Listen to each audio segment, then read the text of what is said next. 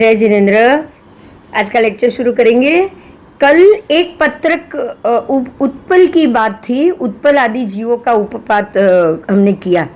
आज ये दूसरे उद्देशक है, उसमें शालू आदि जीवों का उत्पात। शालू आदि भी एक पत्रक वाला ही जीव है, एक पत्रक शालू, यानी कि एक पान वाला ये वनस्पति काय है। और ये एक जीव वाला है कि अनेक जीव वाला है, तो बिल्कुल उसी की तरह ही, उत्पल की तरह ही ये एक पत्रक हो तो एक पाने में एक जीव, ठीक है। और बाकी उसी के हिसाब से ही इसकी शरीर की अवगाहना, जघन्य से अंगुल का असंख्यात भाग, उत्कृष्ट से पृथकत्व धनुष, ये सब जो बात थी उसी हिसाब से थी। तो ये वनस्पति काय के जीवों की उत्पाद की बात। अब ऐसे ही एक पत्रक पलाश, पलाश तो हम जानते हैं ना, पलाश वृक्ष, पलाश के पत्ते होते हैं, तो उसकी बात है। ये एक प्रकार से उत्पल की तरह ही ये पलाश के भी पत्ते होते हैं। और उसकी शरीर की अवगाहना बताई गई है कि आप सोचिए कि जघन्य जब वो अंगुल के असंख्यात भाग होगी तो उत्कृष्ट पृथकत्व गाव तक, पृथकत्व गाव यानी गाव से भी ज़्यादा बड़े बड़े वृक्ष, तो पहले आरे में तो उतने ही होंगे ना। सोचो, पहले आरे में पलाश का वृक्ष उतना ही ऊंचा होगा कि नहीं? होगा। ठीक है। और ये जीव कृष्ण लेशिया वाले हैं, नील लेशिया वाले भी है और कापोद लेशिया वाले भी है। ये तो हमने कल देख लिया। ये 3 लेशिया वाले ही जीव यहाँ पे उत्पन्न होते हैं। ऐसे एक पत्रक कुंभी, एक पत्रक जैसे पलाश थे वैसे ही कुंभी है। कुंभी के पान या बहुत सारे, एक पत्रक नाड़िक, एक पत्रक नाड़िक के जीव भी बात की है, वो भी ऐसे पत्र की तरह। एक पत्रक पद्म का भी बात है, एक पत्र वाला पद्म कमल, वो भी बराबर इसी तरह से हैं। ऐसे ही एक पत्रक कर्णिका, जो कमल की एक कर्णिका है, एक पत्ते की कर्णिका, उसकी बात की है। एक पत्रक नलीन, ये भी कमल का ही प्रकार है। तो ये पूरे हमारे 8 उद्देशक, ये 8 प्रकार के वनस्पति के ऊपर आ गए। अब आएगा 9वां उद्देशक। 9वां उद्देशक में हस्तिनापुर में शिव राजर्षि पद की बात है। थोड़ी हमने पहले थोड़ा ऊपर से ये बात हुई थी, आज थोड़ा डिटेल से जाएंगे, बराबर। हस्तिनापुर नगर की यहाँ बात है। सहस्त्राम्र वन नाम का एक उद्यान था। सर्व ऋतु में यहाँ पुष्प, फल और ये सब चीज़ बहुत अच्छे से बताई गई है। यहाँ शिव नाम के एक राजा रहते थे, जो महान हिमालय, मलय, मेरू और महेंद्र पर्वत की तरह उसका वर्णन किया गया है। उनकी शिव राजा की धारिणी नाम की पत्नी, और उन दोनों के द्वारा शिव भद्र नाम का उनका पुत्र था।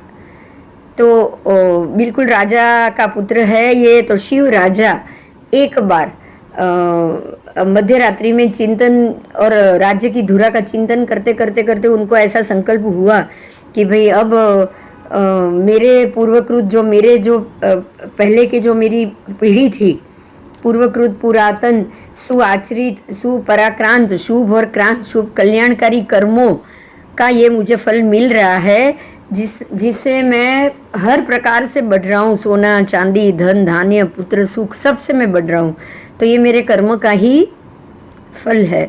इसलिए जब तक मैं वृद्धि कर रहा हूँ तब तक मैं इन वैभवशाली द्रव्यों से वृद्धि कर रहा हूँ, लेकिन जब मेरे लिए ये कम हो जाएगा तो मैं उससे पहले ही वैराग्य धारण कर लूँ, ऐसा उन्होंने सोचा। और उषा काल यानी कि पौ फटने से दिन हो गया, दूसरे दिन उषा काल हो गया, सूर्य उदित हो गया। उषा काल पौ फटने पर, उषा काल के बाद पौ फटने पर सहस्त्र रश्मि दिनकर सूर्य उदित हो जाता है, बराबर। तो जब तक उदित नहीं हुआ हम बोलते हैं ऐसा कि परोढ़ हुआ नहीं, पौ फटी नहीं, बराबर। हाँ, तब तक उषा काल नहीं होता है, परोढ़ के बाद ही उषा काल होता है। तो सूर्य के उदित और तेज से देदीप्यमान होने पे बहुत सारे तवा, लोह कढ़ाई, कड़छी, ताम्रपत्र, इसका उसने तापस का भांड बनवाया। क्योंकि कढ़ाई कड़छी ताम्रपत्र, अब तो राजा थे, चांदी और सोने के बर्तन में वो खाते पीते थे, तो अब यहाँ तो वो लेकर जा नहीं सकते, तो उनको अभी तापस बनना था, तो गंगा के किनारे वो वानप्रस्थ तापस बन के रह रहे हैं। लोहे की कढ़ाई में खाना पकाते हैं, अंगारों में पंचाग्नि से वो अंगारों से वो अग्नि प्रकट करते हैं, और ऐसे ही वो विहार कर रहे हैं, खाना पीना हो रहा है उनका। दिशा प्रोक्षिक यानी कि दिशा में प्रक्षालन करने वाले तापस है, उनमें से उनके मूंड होकर ये दिशा प्रोक्षिक तापस के रूप में प्रव्रजित होकर उन्होंने इस प्रकार का अभिग्रह स्वीकार किया कि मैं निरंतर बेले का तप करूं, दिशा चक्रवाल तप करूं। दिशा चक्रवाल तप, ये तप का कुछ अलग प्रभाव है, और मैं दिशा चक्रवाल तप की साधना करूंगा। आता अपना भूमि में दोनों भुजाएं ऊपर उठा के सूर्य के सामने ऐसे आता अपना लेता हुआ विहार करूंगा। ऐसी संप्रेक्षा वो करते हैं, और संप्रेक्षा करके दूसरे दिन उषा काल में पौ फटने पर से लेकर, एक मिनट कोई आया ना, हाँ,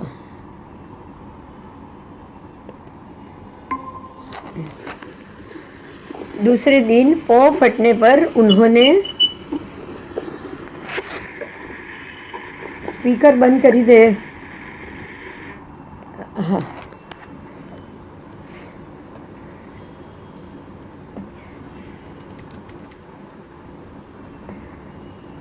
तेज से देदीप्यमान सूर्य होने पे वो अपने सारा कौटुंबिक पुरुषों को बुलाते हैं पहले की तरह ही, और सबको बुला के वो तापस जो भांड बनवाए थे वो लेकर प्रव्रजित हो जाते हैं, और कौटुंबिक पुरुषों को राज्याभिषेक में उनको दे देते हैं, जिनको राज पे बिठाना है उनको बुला के अपने ही कुमार शिवभद्र को राजा बना दिया, और सारे युवराज, कोटवाल, मडमपति, कुटुम्बपति, सेनापति, सार्थवा और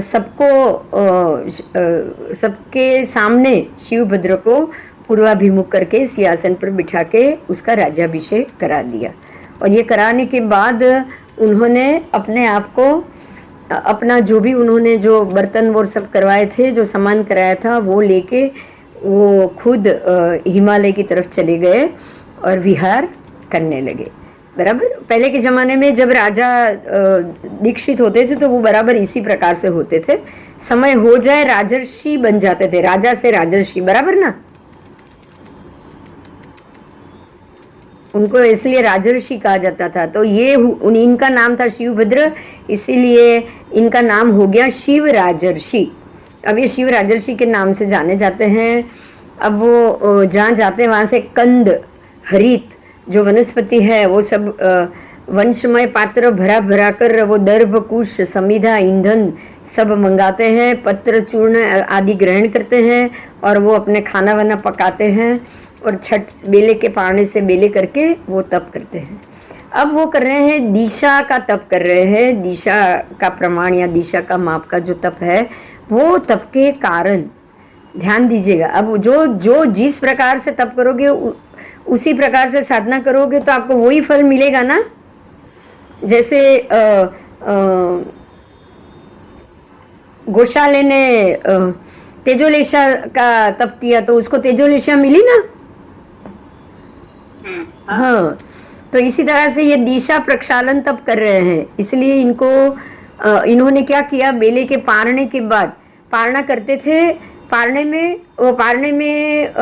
से पहले पानी लेते थे, पानी को कावड़ में ग्रहण करते थे, कावड़ लेके, और भर के पानी लाते थे और ग्रहण करके दक्षिण दिशा में जल को छिड़कते थे, और छिड़क कर वो कहते थे कि दक्षिण दिशा के लोकपाल महाराज यम प्रस्थान के लिए प्रस्थित शिव राजर्षि की अभिरक्षा करे, और बाकी सारे दूसरी दिशा में पूजन करने के ये दक्षिण दिशा में जल छिड़क कर वो यमराज को ये बोल के ही वो आहार ग्रहण करते थे। समझ में आया? ये दिशा संजवलन दिशा का जो तप था वो क्या था, वो क्लियर हो रहा है? नहीं। दक्षिण दिशा के देव यम, बराबर, अधिष्ठायक यम है ना दिशा के, हाँ तो उनको वो बोलते थे ऐसा, पानी छिड़कते थे छठ करने के बाद, और पारना से पहले वो छिड़कते थे और बोलते थे कि लोकपाल महाराज यम प्रस्थान के लिए प्रस्थित शिव राजर्षि की अभी रक्षा करो। मतलब मैं दक्षिण की तरफ प्रस्थान करने वाले शिव राजर्षि की आप रक्षा करो।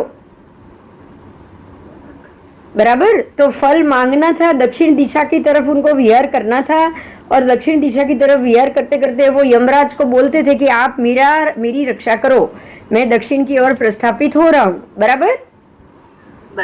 और ऐसे विहार करते करते करते वो दक्षिण की तरफ जा रहे थे। तो धीरे धीरे दक्षिण की तरफ बढ़ेंगे तो वो दक्षिण भरत ही आएगा ना, भरत में ही थे ना। हाँ भरत क्षेत्र में ही थे, तो दरिया तक तो वो जाएंगे ही जाएंगे जहां से थे वहां से। हाँ, तो इस प्रकार से उनका तप चल रहा था, और बेले का तप करके वो विहार कर रहे थे। ऐसा करते करते ये दिशा चक्रवाल तप, समझ में आया? इसका नाम दिशा चक्रवाल, चक्रवाल क्षेत्र जैसे होता है वो मांडले का, इस प्रकार से दिशा का भी चक्रवाल नाम है। तो दिशा चक्रवाल तप के द्वारा आतपन भूमि में दोनों भुजाएं ऊपर उठा के सूर्य के सामने आतापना लेते हुए प्रकृति की भद्रता, प्रकृति की उपशांतता, प्रकृति में क्रोधमान माया लोभ की प्रतनुता, मृदु मार्दव संपन्नता, आत्मलीनता और विनीतता के कारण, स्वभाव तो विनीत था ही, प्रकृति में भद्रता भी थी, तो कर्म अपने आप ये फल मिलता है। अगर आप शांत रहो तो फल ज्यादा मिलता है। बराबर बराबर। तो इसके कारण इनको किसी समय उनके जो आवरण कर्म के चढ़े होंगे वो कर्म का क्षयोपशम हुआ, और ये क्षयोपशम होते होते यह अपो मार्गणा गवेषणा करते हुए शिव राजर्षि को विभंग नाम का, जो विभंग ज्ञान बोला जाता है, मतलब अवधि ज्ञान का ये भाग है, विभंग नाम का अवधि ज्ञान समुत्पन्न हुआ, उनके समक्ष उत्पन्न हुआ। और ये इसके समुत्पन्न होने के कारण वो लोक के 7 द्वीप और 7 समुद्र को अवधि से यानी कि देखने लग गए। क्लियर हुआ? अब आप ये सोचिए कि कर्म कितने घट गए होंगे इनके, कि इनको ये ज्ञान उत्पन्न हुआ। ज्ञान तो कर्म घटेगा उसी को ही होगा। बराबर। हाँ, अब मोक्ष की इच्छा नहीं है उसको भी कर्म तो घट ही सकते हैं ना। वैराग्य तो आया ही है, इसीलिए मन तो है ही वैराग्य का। हाँ, तो इसीलिए इनके कर्म घटे, और दिशा चक्रवाल तब भी कर रहे हैं, दिशा के देव से प्रार्थना भी कर रहे हैं, इसलिए उनको अवधि ज्ञान हुआ। 7 द्वीप और 7 समुद्र उनको दिखाई दिए, ना उससे आगे देख सकते ना उसके आगे जान सकते। समझ में आ गया? तो इनको लगा, अब इनको क्या लगा, इनको नहीं पता है कि इतने ही द्वीप है, इतने ही समुद्र है, सृष्टि क्या है, लोक क्या है, ये अभी तक उनको नहीं पता है। तो उन्होंने ये सोचा कि भाई ये इस आकार वाले जो भी आध्यात्मिक स्मृत्यात्मक अभिलाषात्मक मनोगत संकल्प उनको हुआ कि मुझे अतिशायी ज्ञान दर्शन उत्पन्न हुआ है। अब ऐसे आपको दिखाई दे तो आपको वही लगेगा ना कि अरे ये मेरे को तो एकदम एक्स्ट्रा ऑर्डिनरी ज्ञान हुआ है। आपको लगेगा कि नहीं? लगेगा। इनको भी लगा। तो इस प्रकार से उन्होंने ये सोच लिया कि जितना वो दिख रहा है उतना ही है, इससे ज्यादा नहीं। जितना मुझे दिखाई देगा तो मैं उतना ही मानूंगी ना।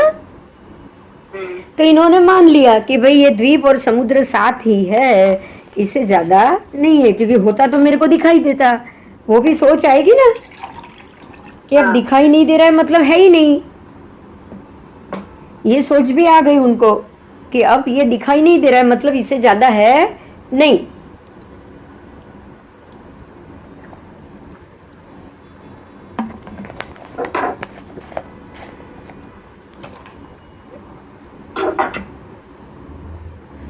अब वो भूमि से नीचे उतरे, ये सब देख रहे हैं। आकर उन्होंने अपनी बात को बताया लोगों के सामने, और कह रहे हैं कि मुझे अतिशायी ज्ञान और दर्शन हुआ है, उत्पन्न हुआ है, और मैं 7 द्वीप और 7 समुद्र है जो भी है उसको मैं देख रहा हूँ। बराबर, कि ये लोग खाली इतना नहीं है, हम जो रह रहे हैं वो इतना नहीं है, इसके आगे और 7 समुद्र भी है और 7 द्वीप भी है। इस प्रकार से शिव राजर्षि के पास इस अर्थ को सुनकर उदाहरण करके हस्तिनापुर के श्रृंगाटक तीरा चौराहे सब लोगों को उन्होंने बताया। सब लोग भी बात करने लग गए कि शिव राजर्षि को इस प्रकार से दर्शन ज्ञान हुआ है कि वो 7 द्वीप और 7 समुद्र है, ऐसा वो बता रहे हैं। अब एक बात यहाँ बहुत ध्यान से सुनिएगा, हाँ, मेरे को ये आपको ये बात बतानी। आप देखोगे पुराण और वेद में भी 7 द्वीप और 7 समुद्र ही बताए गए। समझ में आया? तो इसका अर्थ ये हुआ ना, देखिए ये तो जैन धर्म की दीक्षा में नहीं है, ये तो एक वो वही खाने वाले वनवासी थे ना तापस में। हाँ, ये एक तापस है, ये जैन साधु तो बने नहीं है, और कंद और मूल खाने वाले हैं। तो आज आपको सनातन धर्म में वही मिलते हैं कि नहीं? हाँ, उनके उपवास में भी वो कंद और मूल ही तो खाते हैं सबसे ज्यादा। उनको तो उपवास का भोजन मानते हैं उसको, सूरन कंद को, फिर शक्कर या आलू, वो सब तो वो लोग खास उपवास में खाते हैं। और उनके भी 7 द्वीप और 7 समुद्र, उन्होंने उतना ही माना है, उन्होंने उससे ज्यादा माना ही नहीं है। तो समझ में आ रहा है कि ये जो आज वैदिक में और सनातन धर्मों में ये जो 7 द्वीप 7 समुद्र की बात है वो भी गलत नहीं है, क्योंकि उनको यहाँ तक तो दिखाई दिया ना। हाँ, अगर उनको इतना ही दिखाई दिया तो वो उतना ही मानेंगे। अपने परमात्मा को असंख्य द्वीप समुद्र दिखाई दिए हैं, केवल ज्ञानी को तो वो उतना मान रहे हैं। बात समझ में आ रही है? हाँ, हाँ। अब जो केवल ज्ञानी बनेगा वो तो सीधे जैन धर्म में ही आना है उसको, वो फिर सनातन में तो रहेगा ही नहीं, 7 द्वीप 7 समुद्र तक रहेगा। बताओ, नहीं, जिनको केवल ज्ञान होगा वो कंदमूल का आहार करेगा क्या? नहीं, वो भी नहीं करेगा। तो जिनको केवल ज्ञान हुआ वो सनातन या वैदिक में तो आपको मिलने वाले भी नहीं है। तो सनातन और वैदिक में कौन मिलेगा?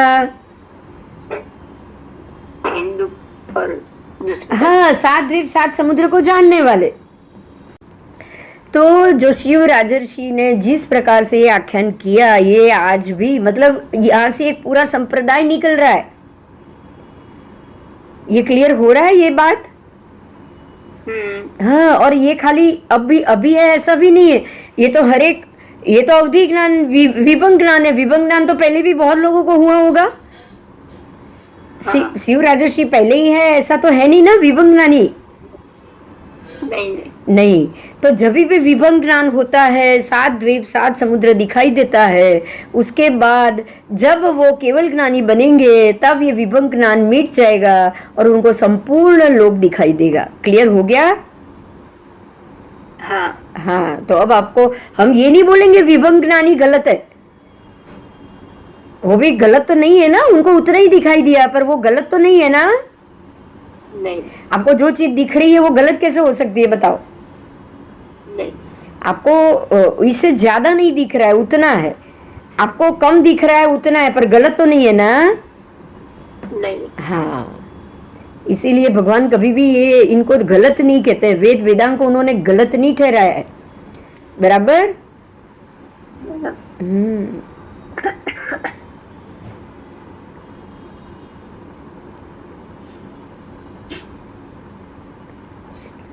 आओ, तो अब वो ये सबको कह रहे हैं कि भी इस प्रकार से मिला है। तो ये बात चलते चलते चलते गौतम स्वामी तक पहुंच गई ना, पहुंचेगी ना।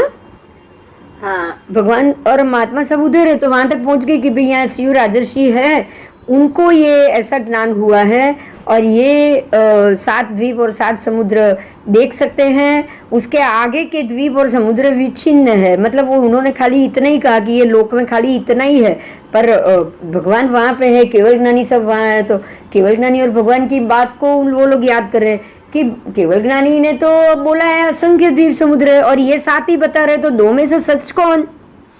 लोगों को प्रश्न होगा कि नहीं होगा।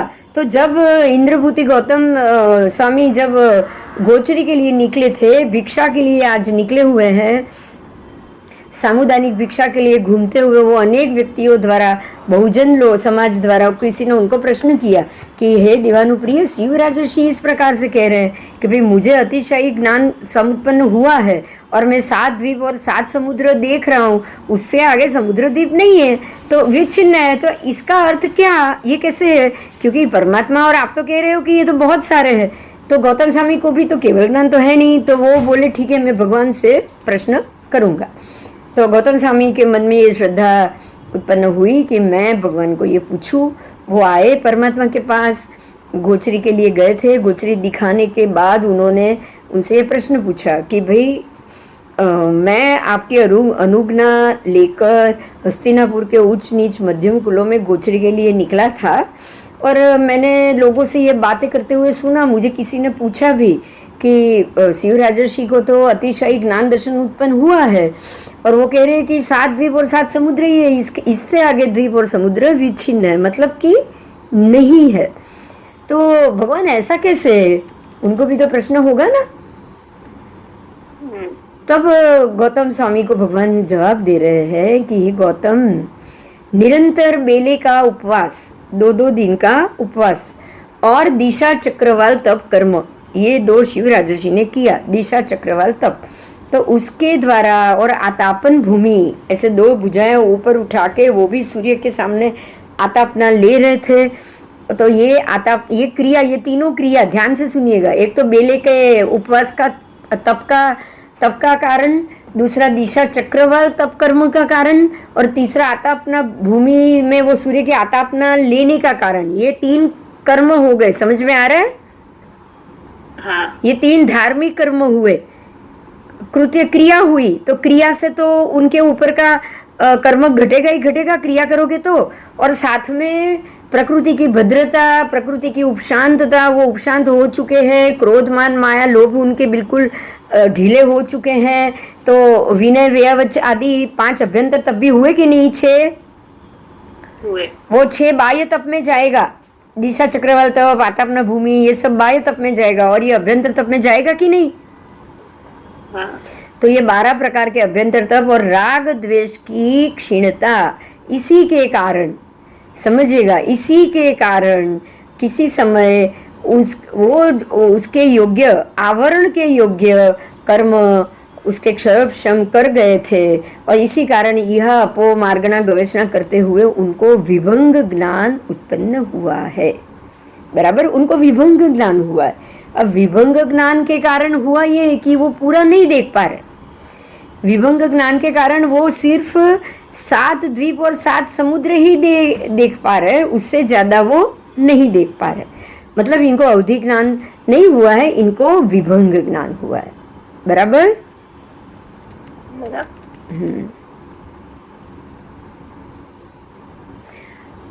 चलो, अब गौतम स्वामी ने यही बात वापस सबको बताई कि वे शिव राजर्षि इस प्रकार से कहते हैं कि मुझे ये 7 द्वीप और 7 समुद्र दिखाई दे रहे हैं, तो इससे आगे कुछ नहीं है। तो ये गौतम स्वामी अब कह रहे हैं कि ये मिथ्या है, भगवान कह रहे हैं मिथ्या है। इस प्रकार से जम्बू द्वीप, लवण, इस प्रकार से तो असंख्य द्वीप समुद्र है जो द्विगुण विस्तार वाले, द्विगुण डबल विस्तार वाले हैं। और ये यही सच है, क्योंकि यही केवल ज्ञान के कारण ये मैं तुमसे कह रहा हूँ। तो इस प्रकार से ये बात बाहर आ गई। बराबर? और तिर्यक लोक में स्वयंभू रमण समुद्र तक असंख्य द्वीप समुद्र प्रज्ञप्त है, और केवल ज्ञान से हम सब उसको केवल दर्शन से उसको देख सकते हैं। तो ये ज्यादा क्लियर हो गया ना, केवल ज्ञान? हाँ। केवल ज्ञान ज्यादा क्लियर हो गया। अच्छा, अब ये कैसे है? भगवान अब ये भी केवल दृष्टिकोण से बता रहे हैं असंख्य द्वीप समुद्र किस प्रकार से है, वो भी सुनो। कि जम्बू द्वीप का जो द्वीप है वो अन्योन्य से बद्ध, द्रव्य वर्ण सहित है, वर्ण रहित भी है, गंध सहित भी है, गंध रहित भी है, रस सहित है, रस रहित है, स्पर्श सहित है, स्पर्श रहित। 4। तो जम्बू द्वीप में द्रव्य वर्ण सहित, लवण समुद्र में भी द्रव्य वर्ण सहित है और रहित भी है, सब है। यहाँ द्रव्य वर्ण सहित भी है, रहित भी है, गंध सहित भी है, गंध रहित भी है, रस सहित भी है, रस रहित भी है। क्योंकि ये अन्योन्य स्पृष्ट, अन्योन्य बद्ध स्पृष्ट, बद्ध स्पृष्ट, एकीभूत, जो हम चार बोलते हैं ना, कर्म का ऐसे हम बोलते हैं ना, वो जिसको स्पृष्ट, बद्ध, निधत, निकाचित, जो चार बोलते हैं कि नहीं? हाँ, तो निधत यानी बद्ध स्पृष्ट और निकाचित यानी एकीभूत हो गए हैं, ऐसे, बराबर? आओ चलो। चिकना कर्म भी कही ने। हाँ, निधत और निकाचित। निकाचित मतलब ऐसे चिकट कर्म जो मुश्किल से अलग हो पाए। मुश्किल से भोगे वगैरह अलग होंगे ही नहीं, वो उसको भोगना ही पड़ेगा। पर आप ये सोचिए कि अन्योन्य एकीभूत तो उससे भी ज्यादा हो गए। हाँ। अन्योन्य से एकीभूत, देखिए ये सारे जो घनोदधि घनवाद के जो अभवी जीव है ना, वो इतने घनोदधि में जीव और आत्मा एकीभूत हो गए कि वो उनसे कभी अलग ही नहीं होने वाले। ये जाति भव्य जीव जाति भव से बाहर क्यों नहीं आएंगे, सोचो। हाँ, वही अंदर। हाँ, तो यहाँ पे लवण समुद्र, स्वयंभू रमण समुद्र तक और जम्बू द्वीप से स्वयंभू रमण समुद्र द्वीप तक सब जो भी द्रव्य वर्ण है वो अन्योन्य से बद्ध भी है, अन्योन्य से स्पृष्ट भी है, अन्योन्य से बद्ध स्पृष्ट मतलब ऐसे मजबूती से बांधे हुए, और अन्योन्य में एकीभूत, ऐसे जो छूटे ही नहीं। तो सब प्रकार के जीव आ गए कि नहीं उसमें भी? हाँ। और अन्योन्य एकीभूत होने के कारण ही तो ये कभी भी एक दूसरे से अलग नहीं हो पाएंगे, नहीं तो क्यों नहीं होंगे, सोचो आप। होंगे ही होंगे।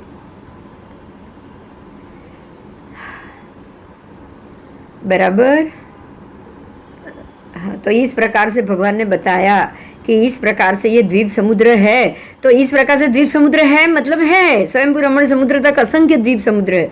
तो 7 द्वीप 7 समुद्र है, ये बात गलत है, ये विभंग ज्ञान है। इनको उतना ही हुआ है, इससे ज़्यादा नहीं हो पाया।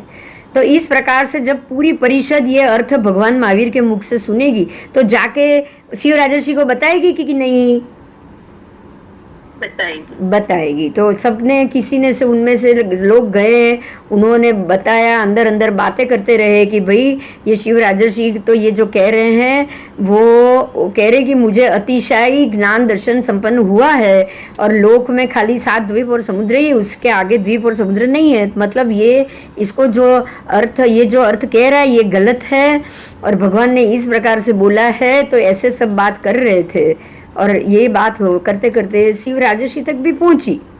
तो शिव राजर्षि भी बहुजनों के पास से इस अर्थ को उन्होंने सुना और वो शंकित हो गए कि मुझे तो इतना ही दिखाई दे रहा है और ये कह रहे बहुत सारा है और ये भी ये इनके महावीर भगवान कह रहे हैं, तो बात क्या होगा। मतलब वो बिल्कुल अपने ज्ञान में उनको शंका हुई। समझ में आ रहा है? ध्यान से सुनिएगा, ये समझने जैसा है। शिव राजर्षि ने जब बहुजनों के पास से ये अर्थ सुना तो उसको अवधारण किया कि हाँ ये कह रहे हैं, तो उनको तो ज़्यादा दिख रहा होगा तभी वो कह रहे हैं। तो वो तुरंत शंकित हो गए, मतलब उनको शंका हो गई कि क्या मुझे हुआ है वो सच है। शंकित, कांक्षित, विचिकित्सित और भेद समापन्न और कलुष समापन्न, ये पांचों उनको हुआ। और जैसे ही ये पांचों हुआ उनका विभंग ज्ञान शीघ्र ही पतित हो गया। देखा? देखिए क्या होता है, समझ में आता है। अगर किसी चीज को आप सच मानते हो ना तो वही चीज आपको दिखाई देती, हाँ या ना? हाँ। और जब वो चीज को ही आपने गलत मान लिया ना तो वो चीज आपको दिखानी तुरंत बंद हो जाएगी। यहाँ यही बताया है कि आप एक पिक्चर क्लियर कर रहे हो, पिक्चर आप बना रहे हो कि ये 7 द्वीप और 7 समुद्र है, आपको जो देखना है वही आपको दिखाई देता है, उसके आगे आपको कुछ नहीं दिख रहा है। और जैसे ही आपको ये बात पे शंका हो गई कि अरे नहीं ये कुछ ऐसा नहीं है, ये कह रहे कुछ है तो मतलब ये गलत है, तो तुरंत ही वो आपके जो दिख रहा था वो सारा देखना बंद हो गया, है ना? हाँ। तो शिव राजर्षि को इस आकार वाला और इस आकार वाला, इस आध्यात्मिक स्मृत्यात्मक अभिलाषात्मक मनोगत, ऐसा उनको अब संकल्प हुआ कि देख, शंका हो गई ना, अपने ज्ञान पे शंका हो गई कि भगवान जो तीर्थंकर आदिकर जो कह रहे हैं सर्वज्ञ है, सर्वदर्शी है और वो इस धर्म चक्र से शोभित है और ये सारे प्रवास योग्य स्थान की अनुमति लेकर वो संयम और तप से अपने आप को भावित करते हुए रह रहे हैं, तो ये जरूर ये जो कह रहे हैं वही सच है। तो मैं भी उनका आर्य और धार्मिक वचन सुन के मैं भी खुद अपने आप को इसके लिए मैं भी जाकर वंदना करूं और उनकी परिउपासना करूं और उनके धार्मिक वचन को सुनूं और मेरे भव, इस भव और परभव के लिए मैं शुभ, क्षम, निश्रेयस और आनुगामिकता के लिए भी मैं ऐसी संप्रेक्षा करूं। तो ऐसा संप्रेक्षा करते करते वो अपने घर आए। घर में आके उन्होंने जो भी अपना आवास था, ये सब था, ये सब वंशमय पात्र और कावड़ और जो भी उनकी चीज़ें थी वो उन्होंने ग्रहण करी। वो ग्रहण करने के बाद वो हस्तिनापुर के बराबर बीच में से वो निकल रहे हैं और निकल के जो सहस्त्रावन उद्यान जहाँ पे भगवान महावीर थे वहाँ वो आए। क्योंकि अब उनको अब मुझे लगेगा कि भाई मुझे इतना ही दिखाई दिया, इनको ज़्यादा दिख रहा है, तो मुझे मन होगा ना कि मैं जाके उनसे पूछूं, बताओ। हाँ। मन होगा ही होगा। और ये भी वही हुआ है, सच बताऊं वही हुआ है। जैसे जैसे बात आएगी ना पंचांग की बाहर, उनको लगेगा कि चलो आप आओ और आप आकर यहाँ बताओ, बोलो ये होगा कि नहीं होगा? होगा। वही हुआ है और कुछ नहीं हुआ है। होने दो, जिनको जो मन में हुआ है होने दो, वो तो निमित्त ही है ना, वहीं से तो ये शुरू हुआ था, नहीं तो ये क्लास कहाँ से शुरू होता, बोलो। क्लास के निमित्त ही तो वही थे ना। हाँ। वही निमित्त है, कोई बात नहीं, चलो उनका जो भी चुकाना होगा मुझे, वो तो मुझे चुकाना ही पड़ेगा, राइट। हाँ जी। तो अब वो निष्क्रमण करके परमात्मा के पास आए, नमस्कार की मुद्रा में सविनय बद्धांजलि यानी और विनय सहित यानी ऐसे मस्तक नमा के वो उनसे वंदन कर रहे हैं, 3 प्रदक्षिणा भी दे रहे हैं। और शिव परमात्मा महावीर जो धर्म परिषद में धर्म कह रहे हैं, तो इस प्रकार से शिव राजर्षि ने भी भगवान महावीर के पास धर्म को सुना, ठीक है, उसका अवधारण करके वो भी स्कंदक, जैसे स्कंदक ने दीक्षा ली थी ना, इस प्रकार से ये भी वहाँ से उत्तर पूर्व दिशा यानी कि ईशान दिशा में गए। वहाँ जाके उन्होंने जो लो कटा था, कड़छी थी, ताम्रपत्र था, जो भी अपना वस्त्र पात्र जो भी था वो सब उन्होंने एक जगह डाल दिया। क्योंकि अब परमात्मा के पास तो ये काम का नहीं है ना, यहाँ तो भिक्षा लेनी, यहाँ कुछ खाना तो बनाना नहीं है, यहाँ कंदमूल तो मिलेगा नहीं, बराबर। तो अब उन्होंने जैन दीक्षा ली, वहाँ सब वहाँ छोड़ दिया और खुद पंचमुष्टि लोच कर लिया। और लोच करने के बाद भगवान को फिर से 3 प्रदक्षिणा दी, नमन किया और प्रव्रजित हुए कि मैं आपसे दीक्षा लेना चाहता हूँ। भगवान ने उनको अपना शिष्य बनाया। शिष्य बनाने के बाद 11 अंग का अध्ययन किया। अब आप सोचो कि वहाँ उनको अपने आप इतना अवधि ज्ञान हुआ था, अपने आप ही हुआ था ना, कुछ भी बिना पढ़े, चलो। हाँ। 11 अंग या ये कुछ तो उन्होंने पढ़ा ही नहीं था, साधना से उनको ये अवधि ज्ञान हुआ, 7 द्वीप 7 समुद्र का। तो अब तो ये पढ़ाई कर रहे हैं, 11 अंग पढ़े हैं, तो अब तो कुछ ज़्यादा ही होगा ना। हाँ, अब तो उनको ज़्यादा ही होगा। तो इस प्रकार से अब वो अध्ययन सब कर रहे हैं और दीक्षा लेकर भगवान के साथ विहार कर रहे हैं। अब गौतम स्वामी ने वापस भगवान को सवाल किया है कि सिद्ध होने वाले जीव किस संहनन में सिद्ध होते हैं।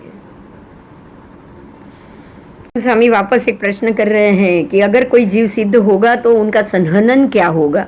संहनन यानी उनका शरीर संघयन, बराबर। हाँ, तो वो कौन से संघयन में सिद्ध होते हैं। तो परमात्मा ने जवाब दिया कि वज्र वृषभ नाराज संहनन में ही सिद्ध होते हैं। बाकी कोई संहनन संस्थान उसके अलावा दूसरा उससे थोड़ा भी निम्न संस्थान होगा या संहनन होगा तो सिद्ध भगवंत वो सिद्ध उस भव में सिद्ध नहीं हो पाएंगे। तो वैसे ही संहनन संस्थान, उच्चत्व, आयु और परिवसन, इस प्रकार से सिद्ध गंडिका यानी कि एक ऐसा शास्त्र निकला है जिसको बोला जाता है सिद्ध गंडिका, जिसमें ये 5 चीज बताई गई है। तो अब ये सिद्ध भगवान का एक शास्त्र आएगा। कि सिद्ध अव्ययवाद शाश्वत सुख का अनुभव करते हैं, वो सिद्ध गंडिका में बताया गया है। बराबर। बराबर। कभी मन करेंगे तो सिद्ध गंडिका भी पढ़ेंगे, है ना। हाँ, सिद्ध गति में अब जहाँ जाना है वहाँ की व्यवस्था तो जाननी पड़ेगी कि नहीं, बताओ। जाननी पड़ेगी। उसके नियम भी जानने पड़ेंगे ना, हाँ, कि वहाँ कौन से नियम से रहना है। विनय के बगैर तो कहीं नहीं रह सकते आप, बोलो रह सकते हैं?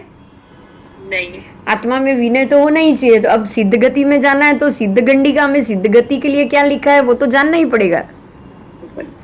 हाँ, चलो अब ये उद्देशक खत्म हुआ। 10वां उद्देश्य शुरू। 10वें उद्देशक में क्षेत्र लोक है। लोक के प्रकार बताए हैं, 4 प्रकार के, द्रव्य लोक, क्षेत्र लोक, काल लोक, भाव लोक। अब उसमें से क्षेत्र लोक के 3 प्रकार, कितने? 3 प्रकार। 3 क्षेत्र आ गया, क्षेत्र यानी एरिया। तो क्षेत्र में लोक के 3 प्रकार हैं, यानी कि ऊपर का ऊर्ध्वलोक, फिर मध्यलोक और अधोलोक। तो टोटल 3 हो गए। हाँ, तो क्षेत्र के 3 विभाग हो गए। आओ, एक 5 મિનિટ આપો, ફોન આવે એકવાર, ફોન પતાવી દઉં. આ બી નીકળી ગઈ, તમે એકલા જ છો ને? મને ખાલી 5 મિનિટ આપો. હા, अच्छे દક્ષાજી। ના તો હમણાં તો જતી રહી હતી, મેં જોયું લેફ્ટ મીટિંગ. મારું જરા દબાઈ ગયું એટલે। હા, બસ એક મને 5 મિનિટ આપો, હમણાં જે ફોન આવ્યો ને એકવાર વાત કરી લઉં. तो लोक के 3 प्रकार, ऊर्ध्व, अधो और मध्य। क्षेत्र से 3 भाग हो जाएंगे, ठीक है। तो तिर्यक लोक, अब अधो लोक 7 प्रकार से हुए, क्योंकि नारकी कितनी है? 7 ही है ना, 7 नरक पृथ्वी है, बराबर। तो नारकी 7 प्रकार की है, इसीलिए 7 नरक पृथ्वी। तो अधोलोक 7 प्रकार से, ऊर्ध्वलोक में जितने भी सौधर्म कल्प है तो 12 प्रकार के, देवलोक 9 ग्रवेयक, तो वो सारे अलग अलग उसके ऊर्ध्वलोक के प्रकार गिने जाएंगे। और तिर्यक लोक तो असंख्य प्रकार का हो गया, असंख्य यानी कि असंख्य योजन है, तो असंख्य प्रकार का तिर्यक लोक हो गया। हुआ कि नहीं? कोई नहीं है क्या? हाँ, बस बस, तो असंख्य प्रकार का तिर्यक लोक हो गया। तो जितने अलग अलग समुद्र द्वीप के नाम आएंगे उतने उतने तिर्यक लोक के प्रकार बनते जाएंगे। समझ में आ रहा है? आओ, तो ऊर्ध्वलोक में ईशद प्रागभारा पृथ्वी तक आएगा, क्योंकि जहां तक पृथ्वी है वो क्षेत्र माना जाता है। जहां भी पृथ्वी होगी, जहां भी विमान होगा, जहां भी जीव रहेंगे, वो क्षेत्र माना जाएगा। तो इस प्रकार से 3 भाग हुआ, ऊर्ध्वलोक, अधोलोक, तिर्यक लोक। अब यहाँ अधोलोक का आकार कैसा संस्थान है? तो छोटी नौका के बराबर। नाव होती है ना, छोटी नाव, ऐसे नाव, ऐसे आपको पता होगा कि पहले के समय में ऐसा तरापा होता था। छोटी नाव का मतलब समझ में आ रहा है? हाँ। ऊपर से संकुचित, नीचे से चौड़ी, ऐसी नाव होती है ना। हाँ। जिसको हम बोलते हैं वो छाबड़ी जैसी आती थी पहले। हाँ। उसमें बैठ जाते थे और आगे से ऐसी सिकुड़ी हुई, पीछे से चौड़ी। तो अधोलोक ऐसा है। अधोलोक 7वीं नारकी, रत्नप्रभा छोटी, और ऐसे सारी नारकी तो सारी एक रज्जू में ही है, लेकिन जो बाहर का एरिया है ना, घनुदधि, घनवात, वो यहाँ से लेके नीचे तक तो बहुत चौड़ा हो जाएगा, ठीक है। तो वो छोटी नौका के संस्थान के आकार का है। फिर तिर्यक लोक, तिर्यक लोक बिल्कुल झल्लरी के आकार। झल्लरी यानी कि आपको पता है पहले के समय में वो झल्लरी यानी खंजरी जैसी आती है, मालूम है? और वो जो घुघरे नहीं आते अंदर बजे, हाँ। उसको झल्लरी बोलते हैं।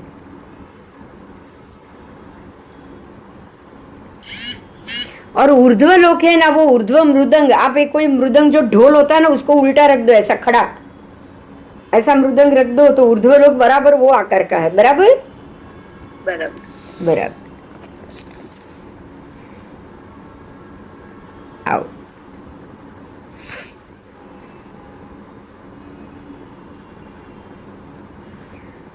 ऊर्ध्व मृदंगाकार संस्थान वाला प्रज्ञप्त है। आओ, अब लोक संस्थान, लोक का संस्थान कैसा है? तो सुप्रतिष्ठित संस्थान। देखिए इसको बिल्कुल सुप्रतिष्ठित कहा है। क्यों? क्योंकि जो संस्थान कभी भी खत्म नहीं होगा वो परफेक्ट ही होगा कि नहीं? होगा। तो ये सुप्रतिष्ठित का मतलब समझिए। प्रतिष्ठित का अर्थ प्रतिष्ठा की हुई। आज अगर एक मंदिर हो और प्रतिष्ठा बराबर की हुई हो तो लंबे समय तक रहेगी, मगर वो कभी नहीं खत्म होगी, उसको तो बहुत अच्छी प्रतिष्ठा कही जाएगी। हाँ। तो लोक सुप्रतिष्ठित संस्थान वाला है, मतलब कि ये एकदम व्यवस्थित, एकदम अच्छे से प्रतिष्ठित है। इसका जो संस्थान है वो कभी भी खत्म नहीं होगा। ना लोक पहले भी था, आज भी है, कल भी रहेगा। कभी ऐसा नहीं है कि कल था आज नहीं है, ऐसा लोक नहीं होगा। इसलिए वो सुप्रतिष्ठित है। ठीक है। अब आओ नीचे, निम्न भाग में विस्तीर्ण, मध्य में संक्षिप्त, कमर ऐसी है, ऊपर में और विशाल, और निम्न भाग से लेके पैर तक पर्यंक के आकार में। निम्न भाग में वो बिल्कुल पर्यंक ऐसे चौड़ा। मध्य में श्रेष्ठ वज्र वाला, मध्य बिल्कुल इतना है पर एकदम वज्र की तरह मजबूत है, और ऊपर ऊर्ध्वमुख मृदंग आकार का है। तो ये उसका आकार हो गया। और ये सबसे ऊपर मृदंग के आकार वाले लोक में, ऊपर जो मृदंग का जो आकार का जो लोक है, उसमें उत्पन्न हुए दर्शन ज्ञान के धारक अरियंत, जीन, केवली, जो जीवों को भी जानते हैं, देखते हैं, अजीवों को भी जानते हैं, देखते हैं, और उसके बाद वो सिद्ध, प्रशांत, मुक्त, परिनिवृत्त और सर्व दुखों का अंत करते हैं, वो रहते हैं। समझ में आ गया? समझ में आ गया? व्यवस्था भी इतनी सुंदर है कि आप, इसलिए उसका नाम है सुप्रतिष्ठित। ये सुप्रतिष्ठित को आपको समझना है। ऐसा सुप्रतिष्ठित कि वो आप नरक के जीवों को कोई जाके, आप मनुष्य जाके उल्टा सीधा करना चाहे तो भी वो नहीं कर सकता। नारकी का जीव अपनी एक नारकी में से भी बाहर नहीं आ सकता। तो ये सुप्रतिष्ठित हुआ कि नहीं? बोलो। हुआ। हाँ हुआ। एक मिनिट। हाँ, રવિવાર થોડો ક્લાસ હોય છે આપણો. હા હા. પછી કોણ આવવાનું છે? કોઈ નથી, સિદ્ધાર્થ ઘરે છે એમ બોલું છું. અચ્છા, આજે ઘરે છે? હા હા લો, પછી કેમ ક્લાસ લીધા? હા ભાઈ, તો એ લીધા. માર ક્લાસ નથી છોડ્યો બાપા. મારા વરને છોડે, રૂમમાં બેઠો છે, કામ છે નહીં કઈ. અચ્છા. કામ શું હોય, કઈ એ આરામ કરશે એટલી વાર. ચલો. હા, એ તો बरोबर. चलो, तो लोक सुप्रतिष्ठित के रूप से है। और केवली भगवान, देखो इतने अच्छे से इसको आप लोक की जो आकार देखोगे, केवली वेवली सब भगवान, सब ऊपर, सबसे ऊपर, लोक के बाहर निकले हुए, लेकिन लोक के सभी जीवों और अजीवों सबको देख सकते कि नहीं? बताओ। देख सकते हैं। और नारकी का जीव नारकी से बाहर नहीं निकल सकता। देव का जीव जाएगा तो देवगति, मनुष्य वो कहीं भी जाएगा, वो हर जगह जा पाएगा। अपने पुण्य बल से, अपनी मर्जी के हिसाब से वो करेंगे ऐसे। और ज्योति चक्र जो है वो 2.5 द्वीप के अंदर और 2.5 द्वीप के बाहर, वो सब अपने अपने विमान लेके स्थित रहेंगे। पूरी चीज, कहीं भी कोई व्यवस्था इधर उधर नहीं हो रही है। बराबर? हाँ।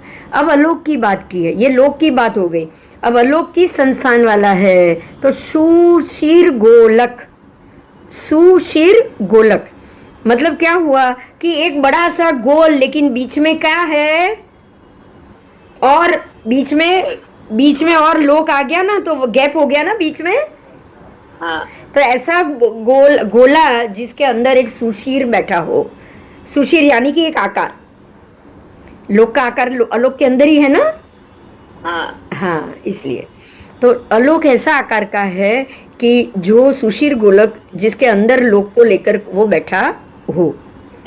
बराबर? तो चारों तरफ से गोला है, एक गोले के अंदर आप एक चीज लोक को उतार दो, ऐसा जैसे मान लो कि ये ऐसे गोल ग्लास है और उसके अंदर में कोई चीज ऐसे अंदर उतार दूं, छोटी लोक जैसी, ऐसा वो सुशीर का गोला हो गया ना। हाँ। अब आओ, अलोक का संस्थान हो गया। अब अधोलोक, क्षेत्रलोक। अब तीनों लोक जो अलग किया है क्षेत्र से, तो उसमें से पहले अधोलोक की बात की है। अधोलोक, क्षेत्रलोक क्या है? जीव है, वहाँ जीव भी है, जीव के देश भी है, जीव के प्रदेश भी है, अजीव भी है, अजीव के देश भी है, और अजीव के प्रदेश भी है। यहाँ सबके सब है। जो जीव है वो नियम से कौन कौन है? बोलो, अधोलोक में कौन कौन जीव है?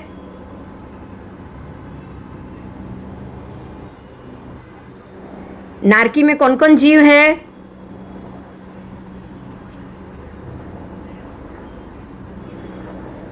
બધા જ આવશે ને? हाँ, અને एकेंद्रिय, बेइंद्रिय, तेइंद्रिय, चौरिंद्रिय, पंचेंद्रिय सब आएंगे ना। हाँ। और अनिंद्रिय आएंगे। और कौन आएंगे? एक અનિંદ્રિય अनिंद्रिय मतलब कौन? શિવ ભગવાન.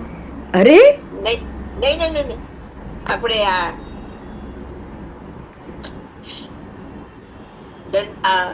घनोदधि घनवतादि હા आकाश उसके वाले आकाश वाले जीव, જીવ. अवकाश अवकाशांतर वाले जीव। देखो वो तो हाँ। जीव है, वो अजीव तो नहीं है ना। નહીં वो ये अजीव नहीं है, मगर ये कैसे जीव है कि जिसके अंदर से कभी प्राण अलग ही नहीं होने वाले, बिल्कुल हम बोलते हैं ना वो जो एक में हो गए, હા जीव और शरीर एक में हो गए वो, इसलिए वो दूसरा शरीर भी धारण नहीं कर सकते। तो ये अनिंद्रिय हो गए ना, હા इनकी कोई इंद्रिय ही नहीं है, शरीर ही नहीं है। इनका शरीर तो हुआ ही नहीं, क्योंकि शरीर होता तो मरता, ये शरीर नहीं है। હા ये जो द्रव्य है उनके पास, वो शरीर के रूप में होता तो शरीर तो पुद्गल वो बांधते, इन्होंने बांधा ही कहाँ है? નહીં खुद ने तो बांधा ही नहीं है, નહીં है. इसीलिए वो अनिंद्रिय कहा जाएगा। समझ में आ रहा है? હા हाँ, आओ। और जीव के देश कौन होंगे? अभी ये तो जीव हो गए पूरे के पूरे, अब जीव के देश कौन होंगे? ये सबके पांचों के देश होंगे कि नहीं? छोटे भाग, थोड़े भाग। હા अब ये पांचों के थोड़े भाग भी तो है है. पांचों के थोड़े भाग। अब जैसे एक वृक्ष है तो वृक्ष में से एक आप पत्ती निकाल दो, एक पत्ती खाली, तो वो जीव का देश भाग हुआ कि नहीं? હા अब उसमें से और छोटा टुकड़ा करो तो प्रदेश भाग हुआ कि नहीं? હમ. है ना। पर खाली देश भाग आएगा, प्रदेश और परमाणु तो आएंगे नहीं इसमें। નહીં आई. हाँ ठीक है। अब उसके बाद अजीव भी है। अजीव में कौन है बोलो?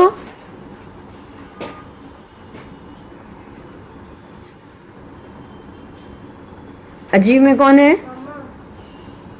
अधोलोक में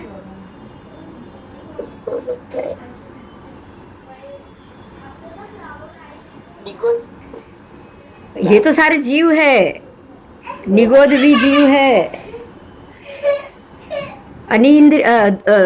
धर्मास्थी का है, अधर्मास्थी का है, पूरे 14 राजलोक में फैला हुआ है ना।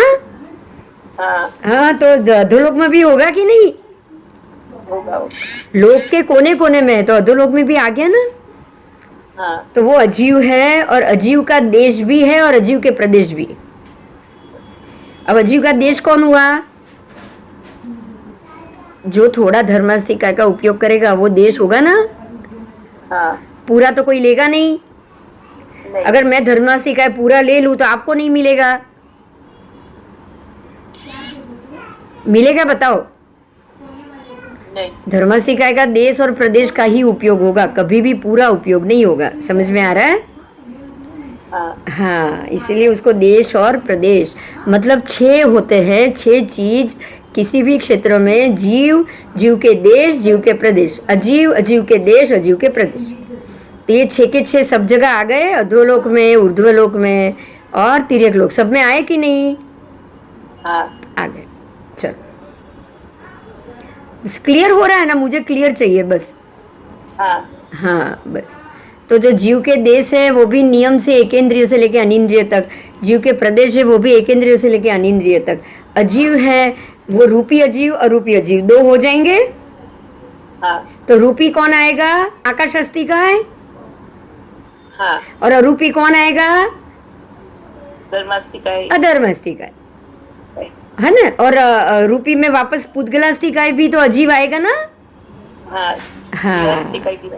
हाँ, जीवास्तिकाय भी तो अजीव, जीवास्तिकाय अजीव नहीं पर पुद्गलास्तिकाय तो अजीव है ना। हाँ तो अब ये इसके अजीव के 7 भेद बताए थे, याद है? पिछले क्लास में भी आए थे अजीव के 7 भेद। हाँ अरूपी अजीव के 7 भेद है ना। रूपी तो स्कंद, देश, प्रदेश, परमाणु। तो ये तो पुद्गलास्तिकाय तो रूपी हो गया। हाँ पर जो अजीव है उसके 7 भेद लास्ट क्लास में भी किए थे, फिर से आज करेंगे। धर्मास्तिकाय, धर्मास्तिकाय का देश, धर्मास्तिकाय का प्रदेश, अधर्मास्तिकाय, अधर्मास्तिकाय का देश, अधर्मास्तिकाय का प्रदेश, और आकाशास्ति काय, आकाशास्तिकाय नहीं पर आकाशास्तिकाय का देश, आकाशास्तिकाय का प्रदेश, धर्मास्तिकाय का देश, अधर्मास्तिकाय का प्रदेश, आकाशास्तिकाय का देश, आकाशास्तिकाय का प्रदेश, और 7वां काल। बराबर, दोनों के देश और प्रदेश। पूरा धर्मास्तिकाय तो हो ही नहीं सकता ना एक जगह, तो अधोलोक में तो पूरा धर्मास्तिकाय तो सब जगह पड़ा हुआ है, तो यहाँ तो उसका देश ही माना जाएगा ना, पूरा तो धर्मास्तिकाय आप मान ही नहीं सकते। बहुत बहुत ही क्लियर बात बताइए, यह आपको पूरा नहीं समझना है ना। हाँ, आओ। और अद्धा समय, तिर्यक लोक, क्षेत्र लोक, क्या जीव है? तिर्यक लोक की बात है, तो लोक क्या जीव है? तो यहाँ भी वही समझना। देखिए यहाँ भी यही चीज है कि नहीं, तिर्यक लोक में भी धर्मास्तिकाय का देश है, धर्मास्तिकाय का प्रदेश है, अधर्मास्तिकाय का देश प्रदेश, आकाशास्तिकाय का देश प्रदेश, और अद्धा सब चीज है तिर्यक में है। तो अरूपी के भी 7 भेद हो गए, रूपी के भी 4 भेद है। स्कंद, देश, प्रदेश, प्रमाण, रूपी के भी 4 भेद आ गए। हाँ है। अब रूपी के भेद आ गए, अरूपी के भेद आ गए, ये तो अजीव द्रव्य हुए। अब जीव द्रव्य भी तो है ना तिर्यक लोक में, तो जीव के देश और प्रदेश भी तो है।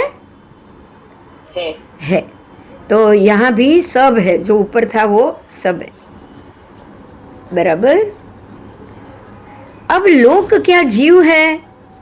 लोक क्या जीव देश है या लोक जीव के प्रदेश है? तो ये जो 7 प्रकार के आ गए ना, तो जीव के देश भी आ गए, जीव के प्रदेश भी आ गए। बराबर। लोक में, अलोक में भी जीव के देश भी आ गए और जीव के प्रदेश भी आ गए।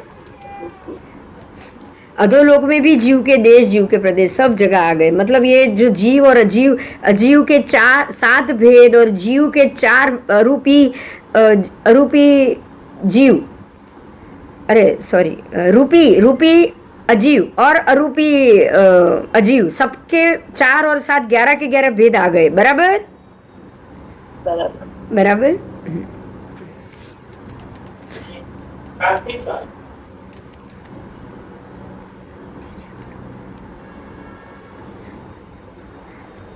तिर्यक लोक में एक आकाश प्रदेश में जीव है, एक आकाश प्रदेश में है ना, है कि नहीं? बोलो। हाँ, किसी भी आकाश प्रदेश में जीव तो है ही। तिर्यक लोक में, इतना बड़ा तिर्यक लोक है, जीव ठास ठास के भरे भरे कि नहीं? हाँ। तो छोटे से एक आकाश प्रदेश में भी जीव होगा कि नहीं? होगा। तो सीधी बात है। हाँ। क्योंकि जीव तो ठास ठास के, निगोद के गोले तो भरे ही है। भरे ही है, तो निगोद के गोले भरे हैं, तो एक छोटे से आकाश प्रदेश में भी जीव तो अपने आप आ गए ना। हाँ। अब अलोक की बात है। अलोक में वर्ण नहीं, गंध नहीं, रस नहीं, स्पर्श नहीं, अगुरु लघु नहीं, संस्थान नहीं, कुछ नहीं, मात्र एक अजीव द्रव्य देश। क्या? अजीव द्रव्य देश, द्रव्य का देश है, मात्र अजीव द्रव्य का मात्र देश, प्रदेश भी नहीं, विभाग भी नहीं, खाली देश। बराबर। और वो भी अगुरु लघु। अगुरु लघु मतलब कितना भी अंदर समाये, पूरा लोक समा गया है अंदर, तो अगुरु लघु तो कहा ही जाएगा ना। सर्वाकाश का अनंत भाग, अनंत अगुरु लघु गुणों से संयुक्त है, उसमें अनंत अगुरु लघु गुण है। मतलब ऐसे एक लोक जैसे अनंत लोक भी अंदर समा जाएंगे। बराबर। हाँ। और ये सर्वाकाश से अनंत भाग न्यून है। सर्वाकाश से ये थोड़ा न्यून, क्योंकि न्यून तो होगा ही, सर्वाकाश के अंदर अलोक है ना। अलोक तो सर्वाकाश के अंदर ही है। हाँ इसीलिए अब लोक कितना बड़ा है, ये प्रश्न समझने जैसा है कि लोक कितना बड़ा है। तो उसके लिए एक यहाँ कहानी बताई है कि एक द्वीप, अपने जितने भी असंख्य द्वीप समुद्र बताए गए हैं वो जम्बू द्वीप 1 लाख लंबा चौड़ा। उसके बाद मान लो कि ऐसे जम्बू द्वीप में जन्मा हुआ कोई बालक है जो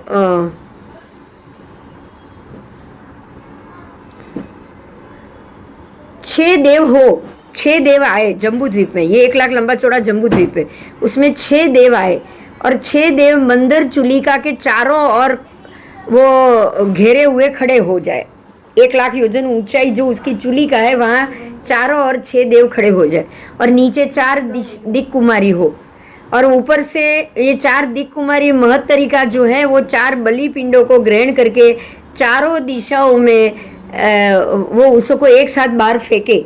वो चारों जो नीचे दिक कुमारी है वो 4 बलि पिंड को लेके चारों दिशा में बाहर फेंके और वो जो ऊपर 4 देव खड़े थे ना, वो चारों देव शीघ्र से दौड़ के वो बलि पिंड को नीचे ना गिरे। समझिएगा, मैं यहाँ नीचे खड़ी एक ऐसा बलि पिंड है उसको मैं ऐसे नीचे फेंक रही हूँ और जो ऊपर 1 लाख योजन ऊपर जो देव खड़े हैं ना वो ये बलि पिंड को नीचे ना गिरने दे, उतनी स्पीड से नीचे आके पकड़ ले। तो कितनी स्पीड हुई? एकदम तेज, एकदम अजीब। अभी तो मैं इसको छोड़ रही हूँ, ये गिरे नहीं, 1 सेकंड में वो देव 1 लाख योजन दौड़ के नीचे उतर गए और उसको पकड़ा। मतलब इतनी स्पीड से देव बाहर लोक को बाहर भेजने के लिए दौड़े प्रयाण करे। और इतनी स्पीड से अगर वो दौड़े कितने महीने तक पता है? 6 महीने तक अगर दौड़े ना, 6 महीने तक किसी एक दिशा में, खाली पूर्व दिशा में दौड़ रहे, 6 महीना निकल जाए और 6 महीने तक भी वो देव वो लोक का अंत पा नहीं सकते। अब समझो लोक कितना लंबा चौड़ा है। समझ में आ गया? और ये खाली 6 महीना भी छोड़ दो, ये तो 6 महीना तो मैं अभी कम बोल रही हूँ। अगर कोई 1000 वर्ष की आयु का बच्चा जन्मे, यहाँ और बताया है 1000 वर्ष की आयु का बच्चा जन्मे और उसके ये 1000 वर्ष के आयु के बच्चे के माता पिता मृत्यु हो, शिशु के माता पिता मृत्यु को प्राप्त हो जाए, फिर भी वो देव लोक के अंत को पा नहीं सकते। अब वो शिशु का आयुष्य भी पूरा हो गया, मतलब 1000 वर्ष पूरा हो गया, हाँ। तब भी वो देव एंड लोक के अंत को पा नहीं रहे। आप सोच लो कि ये लोक कितना बड़ा होगा। अब ये बच्चे का नाम गोत्र भी प्रक्षीण हो गया, मतलब उसकी 7 पीढ़ी नाश हो गई। ये जो 1000 वर्ष का बच्चा जन्मा था उसकी 7 पीढ़ी खत्म हो गई। कम से कम 3000 वर्ष तो हो गए होंगे। हाँ। तब भी देव अभी तक पहुंचे नहीं लोक के अंत तक। तो कितना बड़ा लोक हुआ?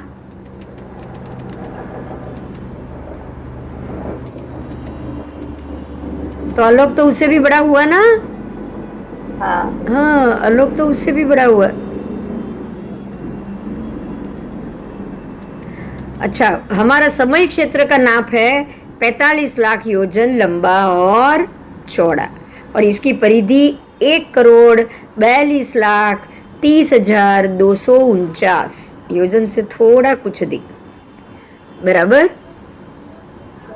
भी खाली ये अपने मनुष्य क्षेत्र की ही परिधि है, क्योंकि मनुष्य यहाँ तक जन्मते हैं और यहाँ से ही मोक्ष जा सकते, इसलिए आपको इतना ही यहाँ इम्पोर्टेंट था वो ही बता दिया, बराबर। एक बार फरीથી बोलो ना, परिधि શું ક્યાંથી? પરિધિ કેટલી છે? પરિધિ હા હા હા હા હું ફરીથી સમજી। 1,42,30,249 समझो ना, 1.5 करोड़ थी ओछी। સિમ્પલ એ યાદ રાખવાનું 1.5 કરોડથી ઓછી. अच्छा बराबर.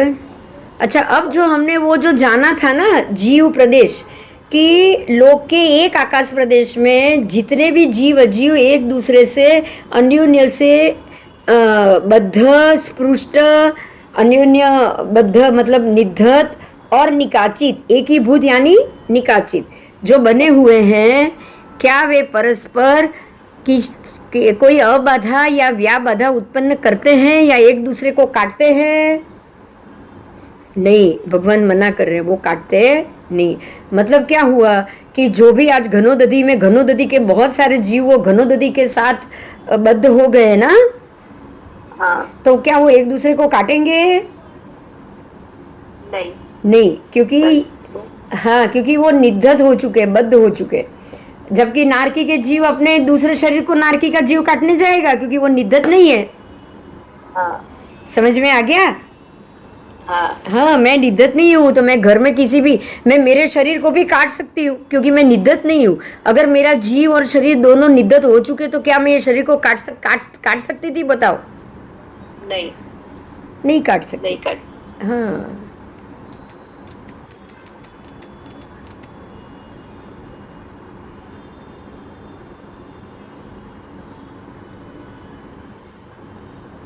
चलो, अब जैसे कि कोई नर्तिका है, नृत्य करने वाली, देखिए बहुत अच्छा एग्जाम्पल दिया इसके लिए.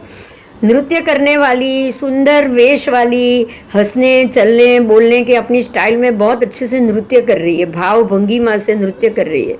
उसका पूरा शरीर सुंदरता दिख रही है, सुंदर स्तन, कटी, मुख, हाथ पैर ऐसे ऐसे नाच रही है, नचा रही है, अपने हाथ पैर हिला रही है. तो जो लाखों लोग उसको एक टक देखते हैं कि नहीं? देखते तो वो एक टक देखने से क्या सबकी दृष्टि ने वो नर्तिका को वेदित किया? नहीं सारी दृष्टियां चारों ओर से वो नर्तिका के ऊपर गिर रही है. उसके शरीर को कोई नुकसान हुआ नहीं देखने से? बस. तो इस तरह लोक में सारी चीज भरी पड़ी है, एक के कारण दूसरे को नुकसान नहीं हो सकता, नाश ही नहीं हो सकता. धर्मास्तिकाएं पढ़िए, कार्मण वर्गना पढ़िए, सब बाजू बाजू में है, लेकिन एक के कारण दूसरे को नाश नहीं होता है. नहीं बराबर. ऐसे अग्नि का है, पृथ्वी का है, सब हमारे शरीर में साथ में पड़ा है. बोलो एक दूसरे का नाश करते हैं? नहीं नहीं कर सकते. इस प्रकार से लोक में सारे जीव प्रदेश पड़े हुए हैं. बराबर.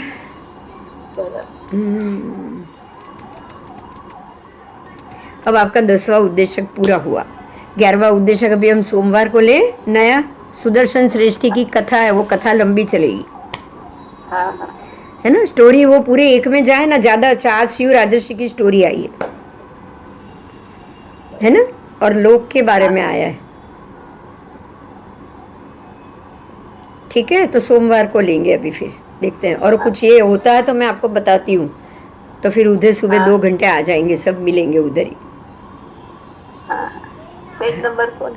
हाँ, पेज नंबर हुआ अभी शुरू होगा 423. ओके हाँ, चल. जय जिनेन्द्र.